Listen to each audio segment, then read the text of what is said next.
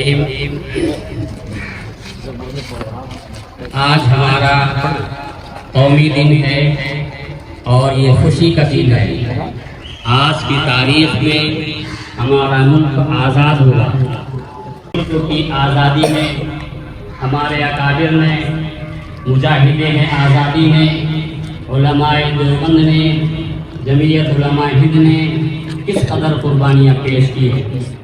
یہ تاریخ تقریباً 200 سالہ جنگ آزادی کی تاریخ ہے۔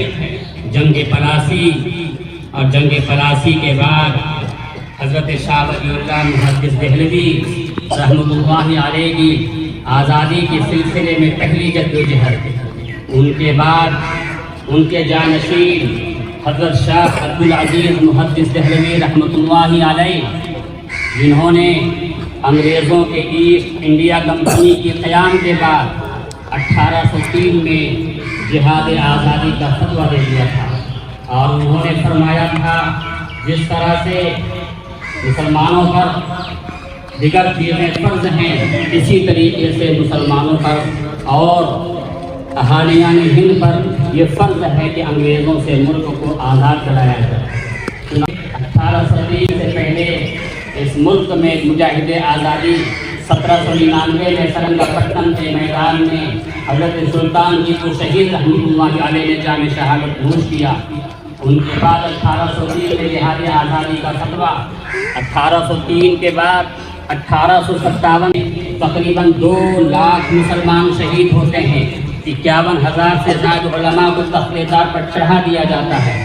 چنانچہ ڈاکٹر تامسن اپنی یادداشت میں لکھتا یہ ہے کہ دلی کی چاندنی چوک سے لے کر کے پشاور تک کوئی ایسا درخت نہیں تھا، کوئی ایسا گاچھ نہیں تھا جس میں کسی مولوی کی گردن نہ لگ رہی ہو۔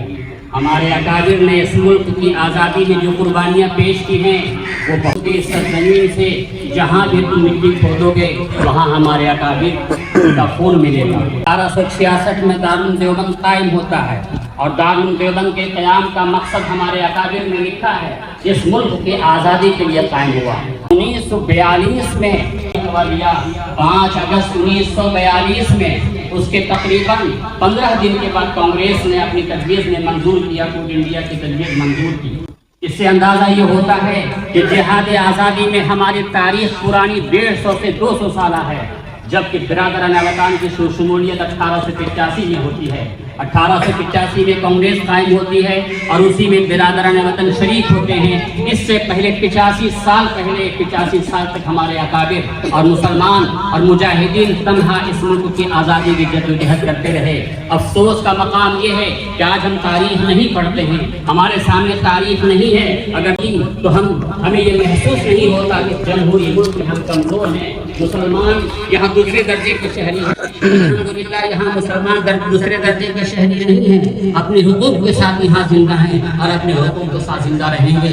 اسی بات کے ساتھ اپنی بات میں ختم کرتا ہوں، اس اعلان کے ساتھ کہ ہندوستان جمہوریت، سیکولرزم، آپسی بھائی چارہ، مجاہدین آزادی، دارالعلوم دیوبند، جمعیت علماء ہند۔